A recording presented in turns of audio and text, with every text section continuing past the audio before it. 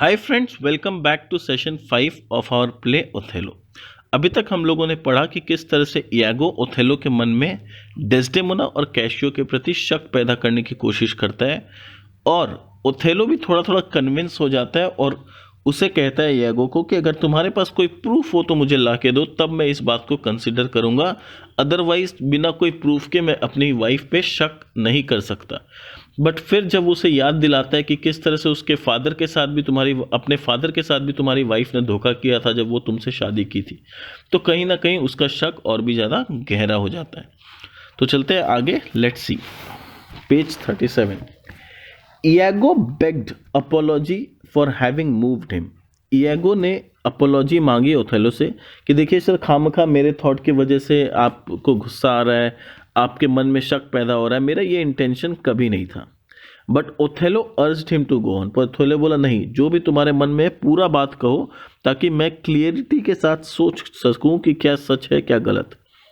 Iago pretended that he was reluctant to produce anything against कैजियो।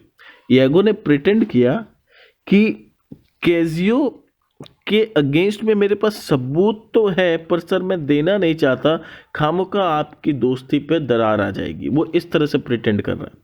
However, he reminded Othello how Desdemona had rejected many suitors, matches of her own clime and complexion, and married him, which showed unnatural in her and proved to have a strong will.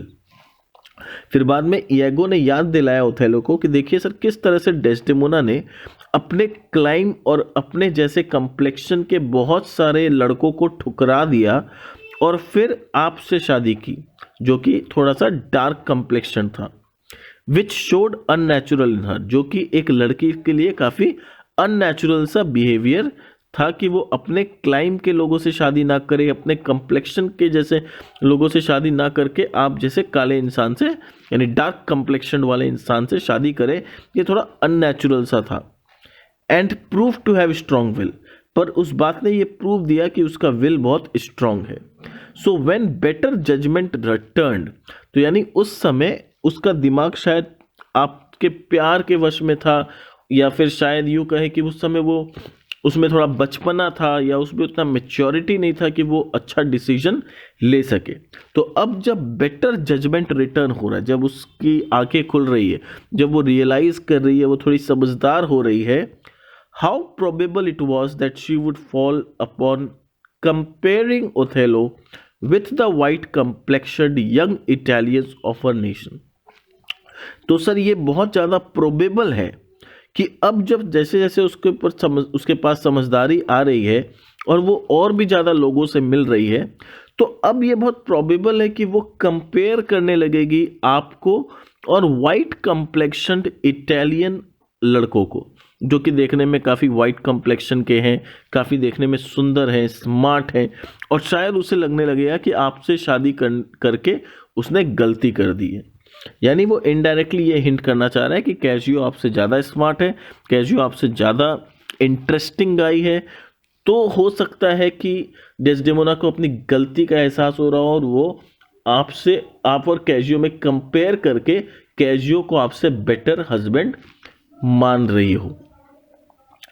And therefore advised Othello to put off his reconciliation with Cassio a little longer। और इसलिए उसने advice किया Othello को कि देखिए sir, आप कैजियो से थोड़ा रिलेशन इधर में दूर ही मेंटेन करते रहें तो ज़्यादा बेटर होगा। Meanwhile, Othello should note with what earnest Desdemona would solicit for Cassio। और बोला कि और आप ऑब्जर्व करिए कि कितना डेस्परेटली डेस्डेमोना आपको कैजियो के फेवर में कन्विंस करने की कोशिश करती है। बोला कि अगर कैजियो के साथ डेस्डेमोना का बहुत ज़्यादा इंटीमेट रिलेशन नहीं होगा तो वो आपको मजबूर नहीं करेगी कि कैजियो को आप लेफ्टिनेंट बनाई दीजिए, बनाई दीजिए, बनाई दीजिए, इतना ज़्यादा आपसे लड़ नहीं पड़ेगी। पर अगर उसके मन में कैजियो के प्रति किसी भी तरह का प्यार होगा तो वो कैजियो के लिए आपसे लड़ पड़ेगी और बोलेगी कि नहीं, कैजियो को आपको बनाना ही होगा। तो इस बिहेवियर को आप थोड़ा ऑब्जर्व करिए, उसने इस तरह से बोला ओथेलो को। So mischievously the treacherous villain led his plots to turn gentle qualities of the innocent lady into her destruction. और इतना बुद्धिमानी से ये सारा माइंड को वॉश किया ओथेलो के कि जिस लेडी का जो गुड कैरेक्टर होना चाहिए था, डेस्डेमोना का जो गुड क्वालिटी था, जो उसका अर्नेस्ट ऑनेस्टी वाला क्वालिटी था, वही उसकी डिस्ट्रक्शन का कारण बन जाएगा। And make a net of her out own goodness to entrap her, और उसका खुद का गुडनेस ही उसको ट्रैप करने के लिए नेट के जैसा काम करेगा। First by setting on Cassio to entreat her for mediation. पहले तो कैजियो जाके उसको इंट्रीट कर रहा है कि प्लीज तुम बीच में पढ़ो, प्लीज मेरे अपने हस्बैंड को कन्विंस करो। And then out of mediation contriving strange for her ruin. यानी किस तरह से उसने गेम खेला, एक तरफ कैजियो को बोला कि तुम जाओ और डेस्डेमोना को बोलो कि तुम्हारे बिहाफ में इससे बात करे, ओथेलो से, और उधर ओथेलो के मन में ये जगा दिया क्या कि तुम्हारी वाइफ क्यों इतना सपोर्ट कर रही है कैजियो का, क्यों वो इतना कैजियो के लिए तुमसे लड़ रही है, तुमसे डिमांड कर रही है, ऐसा क्या हो गया। तो यानी उसके मन में शक पैदा कर दिया। Othello's long conversation with Iago led him to restlessness. और फिर इतना लॉन्ग कन्वर्सेशन करने के बाद ओथेलो के मन में एकदम खलबली सी मच गई, वो एकदम टेंशन में आ गया, उसे एकदम लगने लगा कि हाँ मेरी वाइफ मेरे ऊपर चीट कर ही रही है, वो एकदम रेस्टलेस फील करने लगा। Neither poppy nor the juice of mandragora nor all the sleeping portions of the world could once again restore him to that sweet rest which he had enjoyed only yesterday।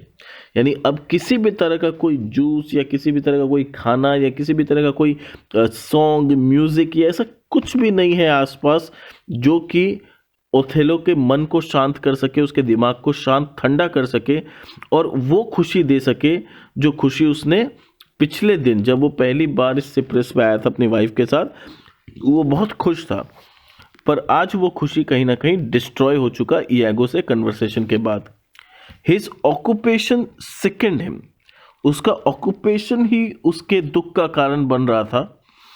क्यों? क्योंकि आज तक वो एक soldier था, उसे drum का आवाज, सैनिकों की गड़गड़ाहट, वो सब में एक प्राइड महसूस होता था, पर आज वैसा कुछ नहीं था। He could not fight delight in arms। उसे लड़ाई में अब कोई इंटरेस्ट नहीं था।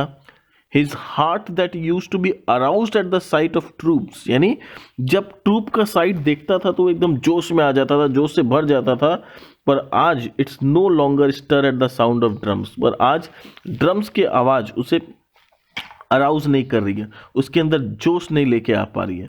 Nor the nearing neighing of war horses. यहाँ तक कि वॉर हॉर्सेस का आवाज सुन के भी उसके मन में किसी भी तरह का एक जोश नहीं आ रहा है। He seem to have lost all the pride and ambition which the virtue of a soldier use to have.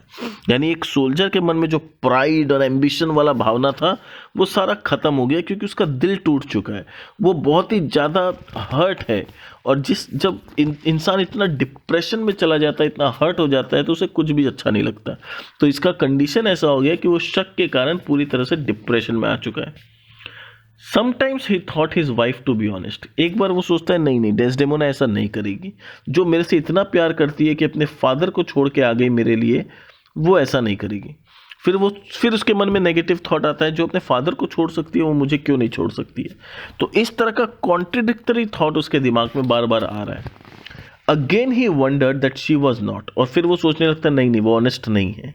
Eight times he thought Iago to be just, but at times he thought the contrary. एक बार उसे लगता है कि हाँ Iago जो बोल रहा है उसकी बातों में दम है, वो सही बोल रहा है, और एक बार बोलता है कि क्या गारंटी है, इयागो गलत भी तो सोच सकता है। दस he was pieces with these distracting thoughts. और इस तरह से उसका दिमाग अलग अलग डिस्ट्रैक्टिंग थॉट्स में टुकड़ों में बट चुका है। Once he laid hold on Iago's throat and demanded proof Desdemona's guilt or threatened instant death for his having bailed her। एक बार तो उसने यागो का थ्रोट, उसका गला पकड़ लिया था और उससे डिमांड किया था प्रूफ कि तुम जो मेरी वाइफ के ऊपर इल्जाम लगा रहे हो उसका प्रूफ क्या है तुम्हारे पास, और threatened instant death for his having belied her. और उसे एकदम धमकी दिया कि तुम इतना बड़ा इल्ज़ाम मेरी वाइफ पे लगा रहे हो, मैं तुमको इमीडिएटली जान से मार दूंगा क्योंकि तुम बिना प्रूफ के मेरी वाइफ पे इतना बड़ा इल्ज़ाम लगा रहे हो।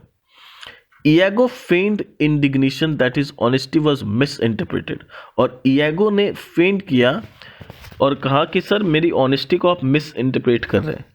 बोल रहा है कि मेरे को आप मिस इंटरप्रेट कर रहे हैं, मेरे ऑनेस्टी को मिस इंटरप्रेट कर रहे हैं। मैं तो आपका भला चाहता हूं, इसलिए आपको कह रहा हूं कि आप ब्लाइंडली अपनी वाइफ पे विश्वास नहीं मत करिए। और मैं ये नहीं कह रहा हूं कि आप अपनी वाइफ पे शक करिए, मैं तो बोल रहा हूं आप उसको ऑब्जर्व करिए, और आप मुझे गलत समझ रहे हैं।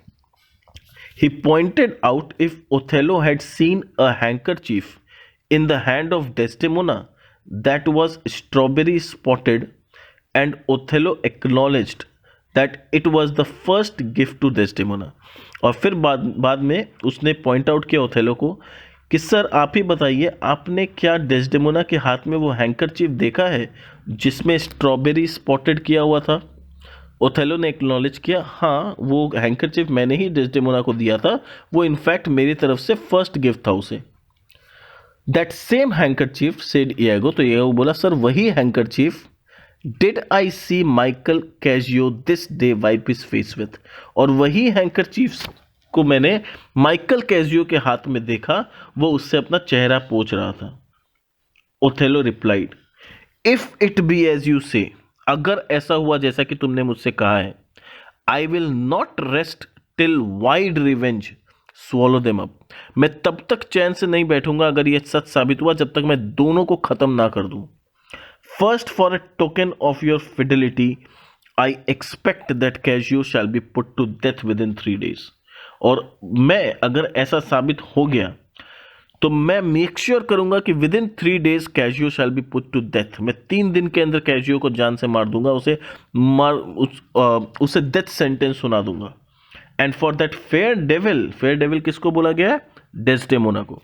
And for that fair devil I will withdraw a device some swift means of death for her, मैं उसके लिए कुछ डेलिकेट, कुछ स्विफ्ट सा मीन्स चुनूंगा उसको मारने का, उसको खत्म करने का।